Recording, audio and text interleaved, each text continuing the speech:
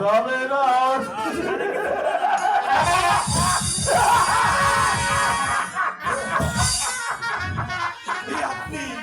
আপনি আপনার ওয়াদা রক্ষা করুন হুজুর।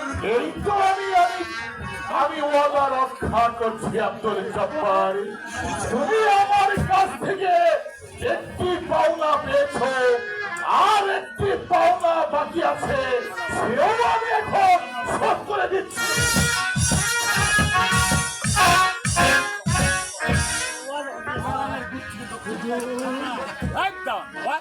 হুজুর চাবুক মেরে আমার চাবুক মেরে চাবুক মেরে আমার দেহটাকে কত বিখ্যাত করে দিল। আমি যাব না হুজুর। আপনি আপনার প্রতিজ্ঞা রক্ষা করুন। আপনি আপনার প্রতিজ্ঞা রক্ষা করুন হুজুর। প্রতিজ্ঞাল